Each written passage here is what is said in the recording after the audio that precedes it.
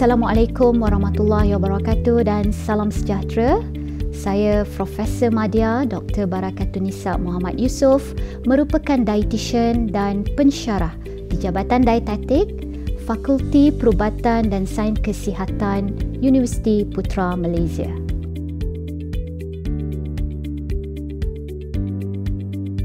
Bagi umat Islam, bulan Ramadan adalah bulan yang ditunggu-tunggu kerana terdapat pelbagai fadilat dan ganjaran berkaitan berpuasa terutamanya. Ya. Namun bagi mereka yang mengalami diabetes, keputusan untuk berpuasa perlu dibuat dengan baik. Mereka yang mengalami diabetes perlu merancang dan berjumpa dengan doktor sekurang-kurangnya 6 hingga 8 minggu sebelum menjalani ibadah puasa.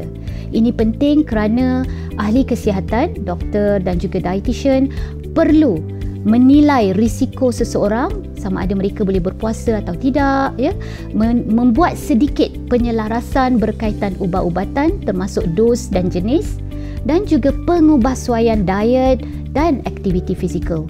Kesemua ini adalah penting untuk memastikan mereka yang mengalami diabetes boleh berpuasa dengan selamat ketika bulan Ramadan.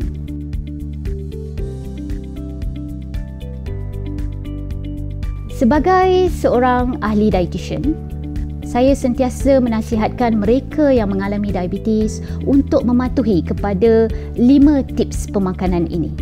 Ya.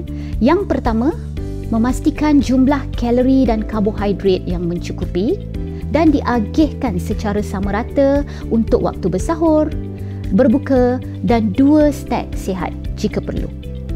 Tips yang kedua adalah pemilihan makanan yang seimbang ketika bersahur dan berbuka.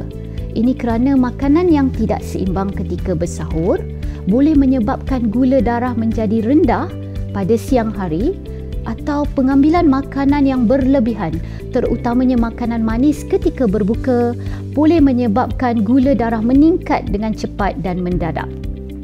Oleh itu, kita sarankan mereka yang mengalami diabetes memilih makanan berkarbohidrat yang tinggi serat dan rendah indeks glisemik ketika bersahur seperti oats, nasi beras perang, ditambah dengan protein berkualiti tinggi seperti susu, ayam, ikan, dan juga dilengkapkan dengan sayur-sayuran dan buah-buahan. Elakkan pencuci mulut yang terlalu banyak dan manis ketika berbuka kerana ini akan menyebabkan gula darah meningkat terlalu tinggi. Tips pemakanan yang ketiga adalah memastikan pengambilan air adalah mencukupi sekurang-kurangnya 8 gelas sehari ketika berpuasa. Agihkan pengambilan air ini daripada waktu berbuka sehingga sahur keesokannya. Elakkan minuman yang bersifat diuretik kerana ia akan merangsang pengeluaran air, kita kerap untuk membuang air dan ini akan menyebabkan badan kita kehilangan air. Antara contoh minuman berdiuretik adalah seperti yang berkafein, kopi, yang berkola, coklat dan juga makanan-makanan yang masin. Tips yang keempat adalah ambil sahur dan lewatkan pengambilan sahur. Dan tips pemakanan yang kelima adalah melengkapkan dengan formula khusus diabetes. Formula khusus diabetes ini direka khusus untuk mereka yang mengalami diabetes, mengandungi zat tertentu seperti karbohidrat rendah indeks glisemik, berserat tinggi dan protein yang baik. Kombinasi ini dapat memberikan mereka yang mengalami diabetes kenyang dengan lebih lama. Oleh itu, ia menstabilkan aras glukos darah. Namun, ia perlu dirancang dengan keperluan tenaga dan karbohidrat seseorang agar ia mencukupi.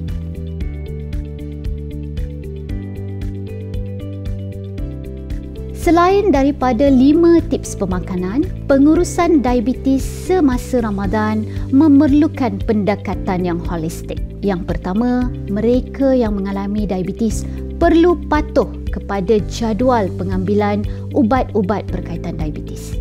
Yang kedua, Ramadan merupakan platform terbaik untuk kita mengambil keputusan menguruskan berat badan bagi mencapai berat badan yang optimal. Yang ketiga, rehat yang secukupnya adalah penting bagi mengelakkan kita mengalami gula darah yang rendah. Namun, elakkan tidur secara berlebihan, terutama di siang hari. Senaman merupakan aspek penting dalam pengurusan diabetes.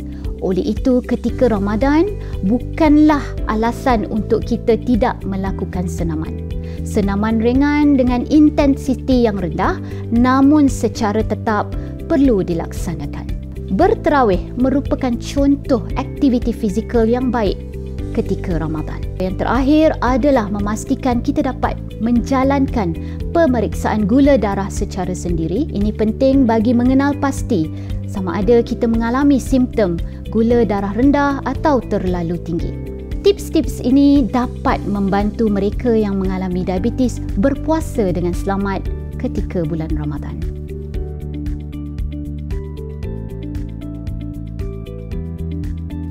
Penjagaan tambahan bagi mereka yang mengalami diabetes adalah melibatkan pengawalan atau pemeriksaan glukos darah secara kendiri di rumah. Ini penting bagi mengenal pasti tanda risiko mengalami gula darah terlalu rendah, dikenali sebagai hypoglycemia, atau gula darah terlalu tinggi, dikenali sebagai hyperglycemia. Antara tanda gula darah rendah atau hypoglycemia adalah seperti menggigil, sejuk, berdebar-debar, mengeletar dan kelaparan. Manakala mengalami gula darah tinggi atau hyperglycemia adalah seperti kerap buang air kecil, terlalu lapar dan dahaga serta keletihan. Oleh itu, adalah penting untuk mereka yang mengalami diabetes berbincang dan mendapat nasihat doktor bagi mengenal pasti tanda-tanda ini sebelum menjalani puasa di bulan Ramadan.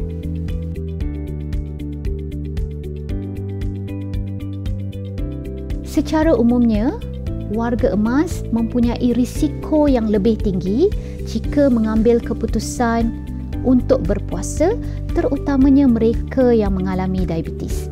Kerana mereka terdedah dengan berbagai isu kesihatan seperti tinggi risiko mendapat gula darah rendah, gula darah yang tinggi dan juga dehidrasi. Oleh itu, jika mereka yang berusia mengambil keputusan untuk berpuasa, adalah amat penting untuk mereka mendapat nasihat doktor dan ahli kesihatan yang lain.